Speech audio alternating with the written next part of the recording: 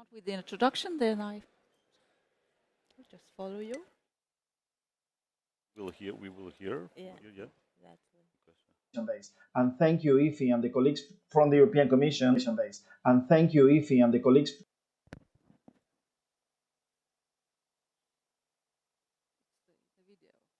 Base. And thank you, Ify, and the colleagues from the European Commission for the invitation for the video contribution. I'm Fernando Vilariño, Associate Director of the Computer Vision Center at UAB in Barcelona, Spain. You know, as an academic, I'm used to knowledge generation activities through scientific production, but also technology transfer, outreach, etc. A relevant part of those processes have a component of citizen engagement, and I would like to share with you two specific dimensions: citizen-centric innovation and citizen-centric knowledge generation. I can provide a view on citizen-centric innovation as a former president of the European Network of Living Labs, ENOL. ENOL was fostered by the European Commission in 2006 under the Finnish presidency with the aim of democratizing the access to knowledge and innovation for all, by placing the citizen in the center in real-life settings such as hospitals, streets, or public libraries. More than 500 living labs around the world are part of the ENOL community now. The second dimension is citizen-centric knowledge generation, citizen science. I am also part of a community at UAB while coordinating a number of pilots in the context of the European Consortium of Innovative Universities, ECIU. Here, we the citizens appear no longer as factors, but as actors, owners of the process of transformation in an era of transitions. In my opinion, both citizen-centric innovation with living labs and citizen-centric knowledge generation with citizen science are meant to be a backbone of any potential research and innovation ecosystem in Europe, and this "and" is a more relevant key to develop together. I think that we are now not only having the right tools, but that we are in the right moment of maturity. And for that reason, I am looking forward to keep in touch and to know more. I wish you an excellent session and an excellent R&I day. Well, good morning to all. Welcome to the session on the power of knowledge valorization. You've seen the introductory video. Let me also say a few words by means of introduction, and then I'll introduce our excellent panelists of this session. Well, first, my name is Signe Ratso. I'm Deputy Director General of DG Research and Innovation. Knowledge valorization, which is the topic of this session, is a powerful way to address our most pressing societal challenges. It's also a way to strengthen our economies to meet our policy objectives, such as the green and digital transition. And it's even more powerful when it puts people at the center, as you also heard from the video. This is why human-centric approach to innovation was namely showcased. Co-creation spaces and initiatives, engaging industry, academia and society have been growing already for the last couple of decades. And now we are at a point of time when all our experience and tools need to come together to help us to draw the value from our research projects, in order to protect our security, protect our well-being, and to benefit all parts of the society. And research and innovations are key to provide solutions to all kinds of complex societal problems that we are facing. Such as climate change, migration, global pandemics, or also the geopolitical tensions that we do have today. However, while we have excellent science to give evidence-based replies, this doesn't mean that we are better in addressing our challenges, because based on our ex-post evaluation of Horizon 2020, we unfortunately learned that Europe is not as good as it should when it comes to valorization of research results. We have great research, but we are not taking enough advantage of its valorization. So this is the session, what we are discussing now. And certainly, as we are already preparing for the next framework program, for the next MFF cycle, certainly this is also the time to reflect and to see what would be the best ways how to address these complex issues.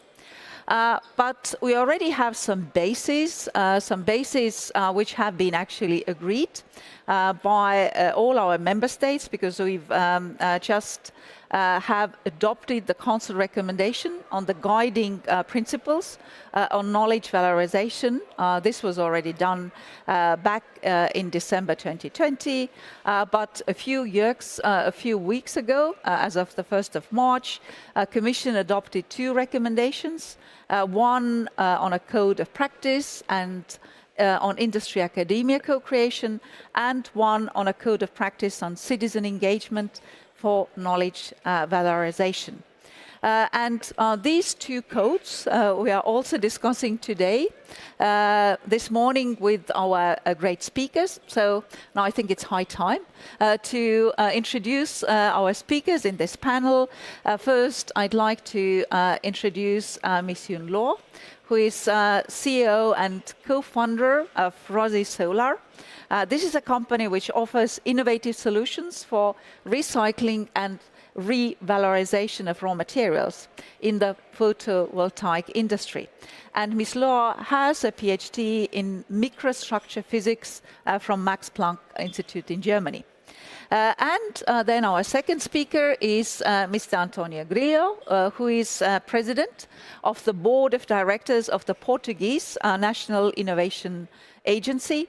He's also a full professor of industrial engineering and management at Nova School of Science and Technology. So it's a great pleasure to have two of you at the panel, giving the perspective from the industry and academic point of view. Now, the first question goes to Ms. Luo. For you, as CEO of an innovative company, what are the most interesting elements in these new codes of practices on industry, academia, co-creation, and citizen engagement? Please, over to you. Thank you, Signa. So it's really a great honor for me to be here to represent Rosy, which is a European scale-up company. We are engaged in the revalorization of high-purity raw materials from solar industry and for solar industry. So let me just tell you a little bit how Rosy started. We started with three co-founders with a perfect matching of academic researchers and industrial experts. So I myself, I'm a physicist, so I stay as a physicist. When we started Rosy, I just finished my PhD and started my first job in a company as a young engineer.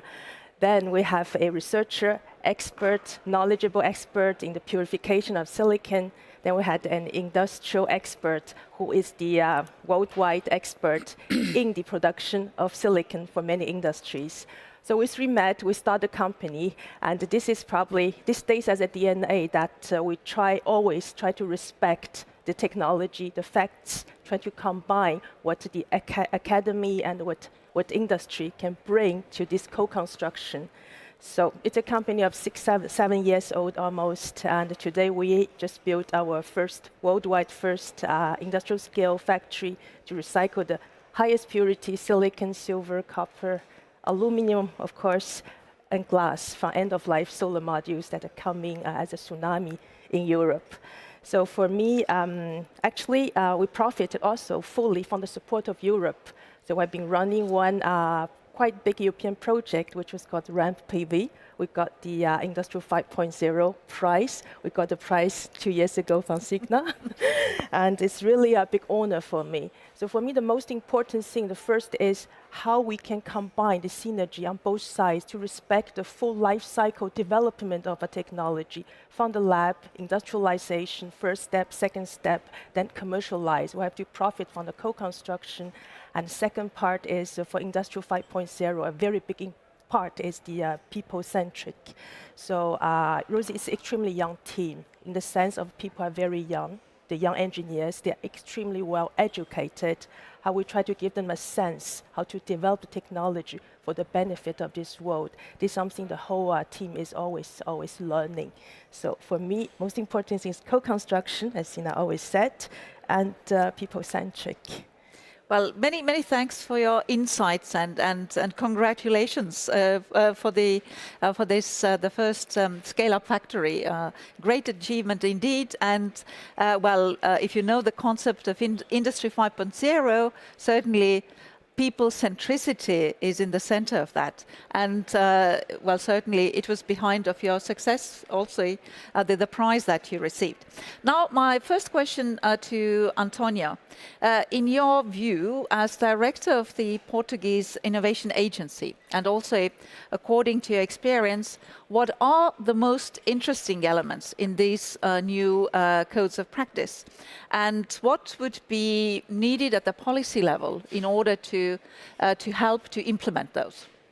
Okay, first of all, thank you very much for the invitation. Good morning to all. It's a great pleasure being here and share some of the ideas regarding with this, I think, very important two documents, this code of practice, because they provide a systematization about many things that were already around, and they provide a truly a good code of practice with best practices, with tools and principles that everyone can follow, and based on that, bring more value to the research. And I have four main elements that I think are worth mentioning. The first of all, it's the importance in this code of practice that is given to a joint industry academia partnership framework. And this, by establishing the importance that having at the organizational level, both from academia and both also from the industry, the recognition that we need to have grounded and shared visions, goals, and objectives. But at the same time, we need to see this in a free way. What do I mean with this? Because I come from academia, and in academia, we have now a huge pressure from having valorization. So everybody's saying, no, academia should work with industry. And I came from academia, and I have many colleagues in researchers that they don't want to do applied research. They just want to do science for the sake of science. And we should respect that. We should, and this is what we want, established framework that says, okay, those that want to do science, please continue to do science, but those that want to do some applied research and want to create value from the research, we are setting here a framework that helps them to work with the industry. And so providing this framework and respecting the objectives of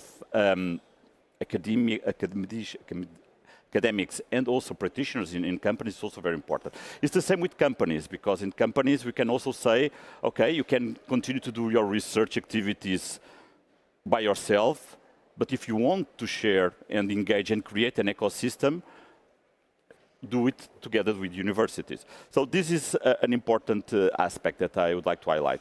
The second one is also related with the recognition of many entities that exist in the ecosystems nowadays, that are the intermediaries. The landscape of research and innovation is becoming very complex. A few decades ago, we had universities, we would have research institutes, and we would have companies. It's not the case anymore. So it's very complex now. And the recognition of the importance of intermediaries as someone that brings value to the whole ecosystem, I think it's very important. So, and we're talking about entities that have a eventually public-private partnerships between universities and companies, consultants, professionals that are specialized in specific areas, for instance, intellectual property.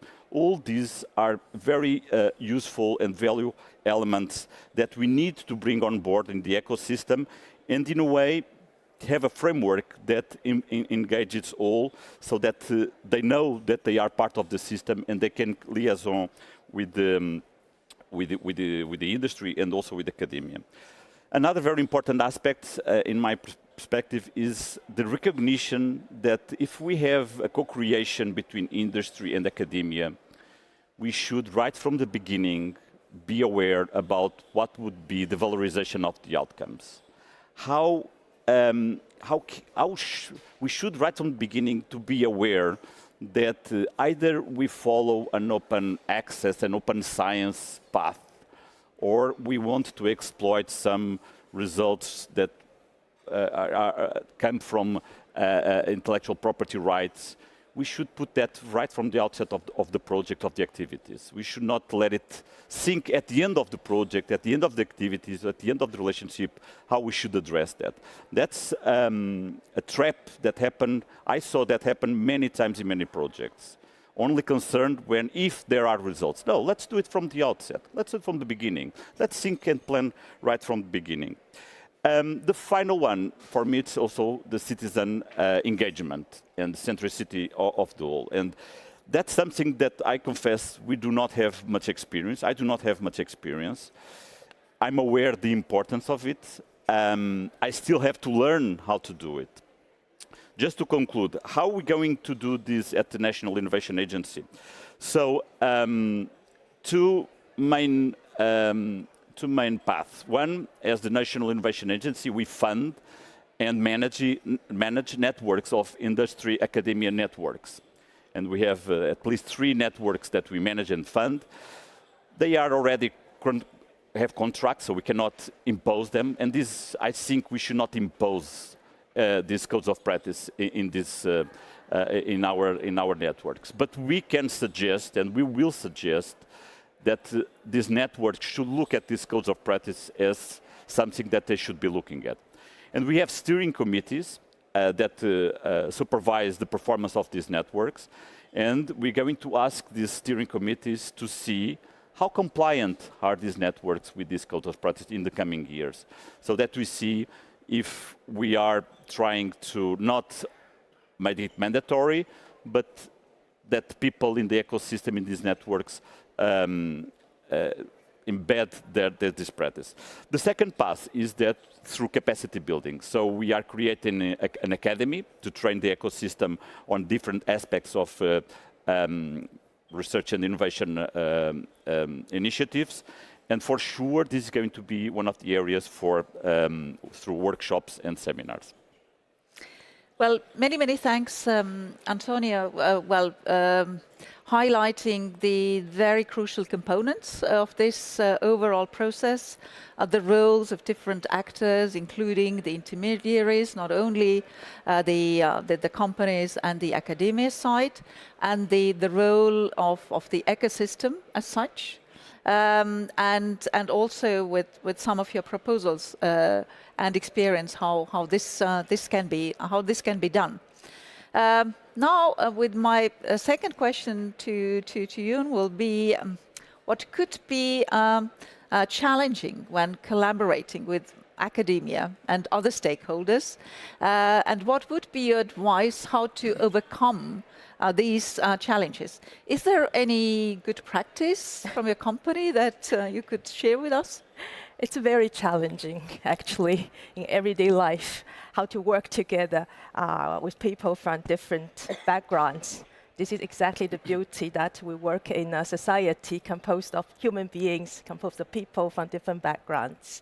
So specifically for a deep tech company like ours, we try to combine the academic background and industrialization.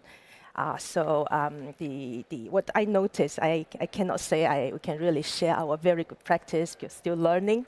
So what I can share some of my observation and our way thinking how to overcome that. So usually the good researchers, they tend to have a lot of depth in the questions. The way they see the problems, they go very, very deep, which is actually fantastic for the development of technology. And people who have a focus on the industrialization with industrial background, they tend to have a big overview on the program, on the schedule, timeline. That creates a pretty big discrepancy sometimes when we run a project. We're under pressure, investors, return on investment. These are the topics we cannot avoid. So most important thing is we also try to let people open their mind to accept each other. The truth is always bit in between, that we are open to accept the merit, the good contribution of the other part of the story. This is a big job of us actually management, how to harmonize how our vision on a big project, keep the pace, still not to compromise too much the depths. So the mutual understanding, transparency, acceptance is extremely important. Then on the whole society level, as I'm a physicist, I cite the discovery or invention, whatever, of quantum mechanics. One was discussed, studied. Nobody knew in 100 years how it was going to change the world. So the tolerance of the researchers with the input of industrial people to have a good judgment where we are going, the freedom to do the research is also very important. This is clearly what colleagues like Signa monitoring that for the future of Europe. Well, many thanks also for these comments, and I think they actually also relate to what Antonio said at the beginning, that we should have the space for the researchers who do what I also sometimes refer to as the curiosity-driven research, and those who are really keen to really put their research into application, into practice, to bring it to the market. But sometimes the length between these can be quite long, as you mentioned the quantum mechanics. Now we know what kind of window of opportunities it opens for the whole world. But when it was discovered, we didn't know about that. The same goes for also a very famous example of mRNA-based vaccines. Nobody knew how this could actually help us to solve the COVID pandemic issue. Now, coming to the second question to Antonio, well, actually, I wanted to ask you about the citizen engagement. You've already said that perhaps this is an area you still need to endeavor to discover. But in this knowledge valorization, well, I think it's always very clear that why we need to valorize our knowledge in order to really have impact on our economies. But we also need to use it for the impact on our society as a large. Perhaps you can highlight, what, from your point of view, experience, would be really the potential of knowledge valorization for the benefit of the society at large. Okay. Again, I'm not the biggest expert on engagement of citizens, but we at the National Innovation Agency, we have concerns. It was a culture that was already, I'm in my role for 1 year, last year, but we already had a mindset in the National Innovation Agency that was trying to bring some of the things related with research and also not only industrial research, but also science into the public, to the citizen. And I think that it's very important, and I do recognize that it's very important to promote better accessibility. What do I mean this? I think we, and as a funder agency, we have responsibilities on that. We need to encourage researchers and innovators, both in academia and also in companies, to make their work less technical and to be able to communicate better to the wider public. Of course, not only communicate, but having outreach activities and even education activities. And the reason is because if we do this, it will be easier to get the input from the citizens in order to eventually address some of the more complex societal problems that we have. If we don't educate them about the potentials, about, for instance, quantum mechanics.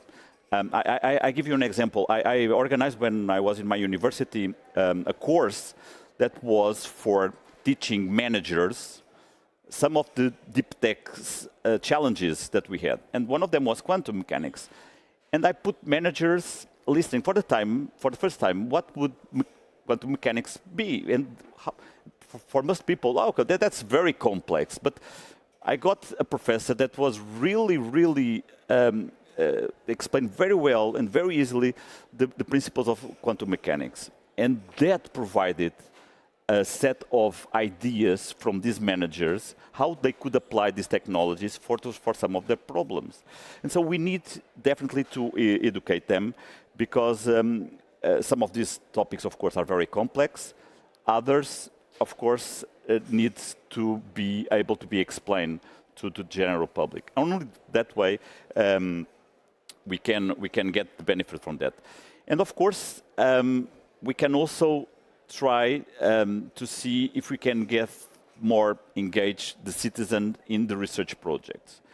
We at the academia tend to see, and the companies as well, well, we engage citizens in the end of the chain. But why not engage them right from the beginning? Why not explaining the complex problems that we have right from the beginning? Because if we engage them right from the beginning, they will be involved in the research process, and they will feel that they are part of the discovery process as well. And they can provide very useful hints for researchers. And so, again, that's a path that we need to follow.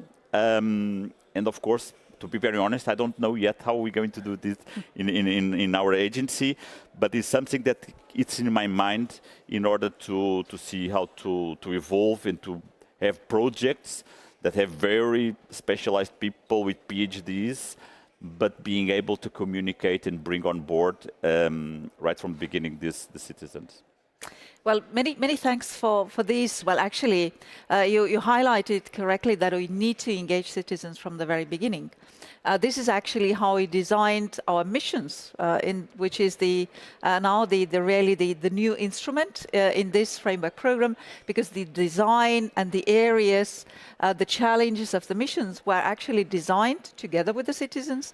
Now we do the implementation with them. Well, particularly I can highlight the cities mission, for instance, with the PAC together with the citizens. But then we also need to engagement in the monitoring, whether we've actually met all the objectives. Now, we've done actually very well in this session. We do have time for one question. If there is somebody who would like to put a question to our speakers, then be quick, raise your hand. I guess we have microphones here as well. If this is not the case, then my final question to both panelists. Now we've been discussing the codes of practice, the implementation now. What would be your advice already looking forward for the next framework program? What we could do even better in order better valorize our results? Any insights from you, very quickly? Antonio, are you ready? Yeah, I think what I've been learning over the years is that research and innovation landscape, it's getting more and more complex. The dynamics are extremely high, and we need to, and when I say need, public bodies, entities, European Commission, we need to be extremely agile in the way we address this complexity. We can only be able to deliver results if we are extremely agile in the decision making and in the implementation. And have the flexibility, and agility means also that the flexibility to change our path during the projects that we develop. This is the reason why it's so important to have the citizens engaged, and citizen groups and all stakeholders engaged. Because if we don't have them engaged, we will stick to a project, and we will not feel the need to make these changes and these evolutions. And so this is going to be something that has to be in, I think, the European Commission mind, is agility on the implementation. Yeah, so during this journey of being entrepreneur, I learned a lot of things. And so for me, the citizens, what does it really mean is actually all the people we can influence, to join the journey. So it became more and more important for me, and I get more and more impressed how we could influence the thinking of the people who are actually far away from our everyday life cycle. So since Rosie, we get even phone calls from US who ask us, can you explain us what you are exactly doing? And what I really, or from the family members, from of the colleagues, what I learned is that we should be transparent and really objective in what we are telling, without selling a miracle of many things that are not really objective on technology side. This is the way to engage the citizens on the facts that they join the journey to do something correct, so collectively, fundamentally, that will move the technology and industry forward. So it's all this respect, transparency, and being objective on the difficulties, challenges. There are many people who really give their heart to move forward this industry. Well, many thanks for highlighting the importance of citizens. Now, finally, what I'd like to inform you is now we are expecting forthcoming conclusions of the Council on Knowledge Valorisation under the Belgian presidency, which will already give us directions concerning the next steps. And together we will let us harness the power of knowledge valorisation. So I'd like to thank our great panelists of today. Finally, to announce that the Commission published today the report of the European Standardization Panel Review, which is also marking an important milestone in creating value from research and innovation through standardization. Let's give a big applause to our great panelists. Thank you very much.